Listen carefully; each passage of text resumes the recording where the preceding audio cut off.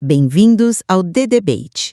Imagine lutar na justiça por há décadas. Nossa, sim. É o que mais acontece. Pois é, aí você consegue uma vitória histórica no Supremo Tribunal Federal. Mas, 4 anos depois, vê sua conquista ameaçada por causa de uma regra esquecida lá de 1999. É exatamente isso que está rolando agora com a revisão da vida toda. O retrato perfeito da incerteza jurídica no nosso país. Exato. E isso nos traz a nossa discussão central de hoje. Vamos analisar se as atuais exigências processuais do STF, como aquele controle rigoroso de prazos para o INSS, sabe? Sei. E aquela manobra de vincular tudo àquela ação antiga. Isso, a DI 211. A questão é, isso é essencial para garantir a segurança jurídica ou são apenas manobras para esvaziar os direitos dos aposentados? Porque, bom, como pesquisadora, eu sou obrigada a defender que esse rigor processual é crucial. Definir o como e o quando da decisão impede que todo o sistema judiciário simplesmente entre em colapso. Eu vejo por outro ângulo. Eu fico muito preocupado com isso.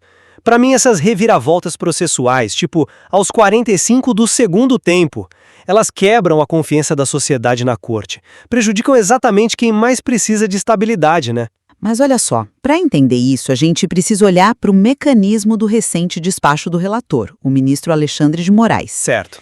Ele enviou o processo à secretaria para controlar estritamente o prazo do INSS na resposta aos embargos de declaração.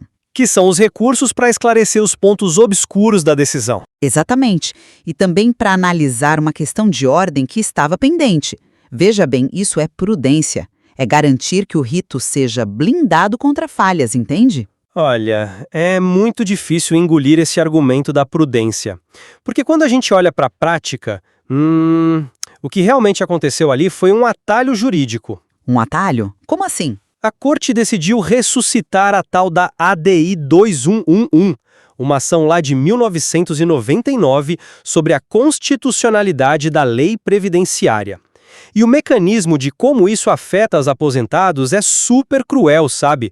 Ao decidirem agora que a regra de transição de 99 é de uso obrigatório, eles simplesmente invalidam a exceção que permitia a revisão da vida toda. Mas a regra de transição não é uma invenção, ela estava na lei original. Sim, mas usaram uma regra esquecida para derrubar um direito que os próprios ministros já tinham reconhecido a favor dos aposentados, lá em 2019 e de novo em 2022. Eu entendo a frustração. Eu entendo mesmo quem acompanha. Mas a gente não pode ver isso apenas como um atalho. Pense nesses ritos e na futura modulação de efeitos como os cabos de uma ponte estaiada. Uma ponte. Isso. Se o STF liberar a decisão final, sem analisar os embargos do INSS e sem cruzar todas essas ações, é como soltar o tráfego pesado numa ponte solta ao vento. Nossa. A jurisprudência vai oscilar.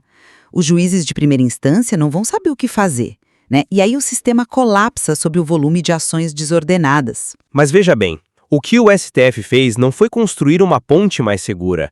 Foi, na verdade, mudar a planta do edifício depois que os moradores já pagaram por ele. Não acho que seja uma comparação justa. Mas é.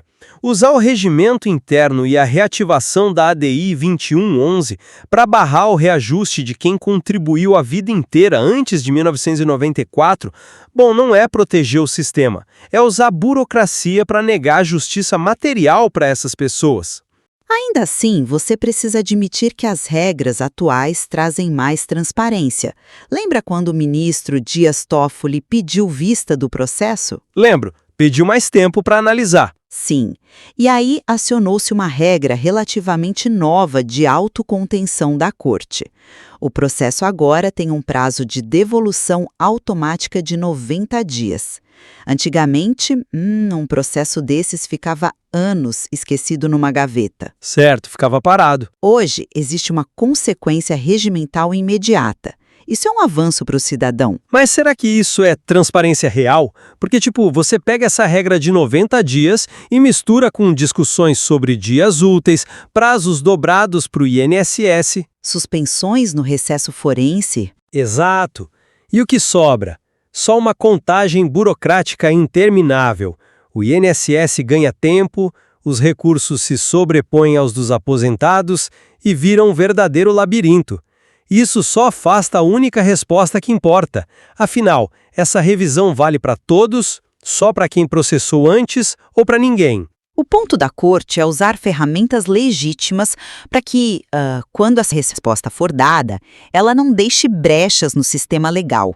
A segurança jurídica exige o esgotamento dessas etapas. Entendo o seu ponto. Mas, analisando o material todo, eu vejo um ponto de convergência inevitável entre nós. A urgência de o STF colocar as cartas na mesa de forma transparente para julgar o mérito definitivo, né? E, claro, a modulação de efeitos. Nisso nós concordamos plenamente. Com essa sobreposição de ritos, a Corte meio que se encurralou na própria burocracia. O Supremo agora tem o dever de ser claro e definitivo. O Brasil precisa dessa resposta. E assim a gente volta à nossa atenção inicial. Estamos diante de uma engenharia jurídica complexa, desenhada para proteger o sistema como um todo, mas que na prática faz o cidadão sentir o chão tremer a cada nova etapa do processo. Com certeza. É uma situação muito delicada. Fica então a reflexão para quem nos ouve. Até que ponto a busca pela segurança do sistema legal deve proteger a estrutura do Estado em detrimento da previsibilidade de quem buscou a justiça? Continuem refletindo sobre isso.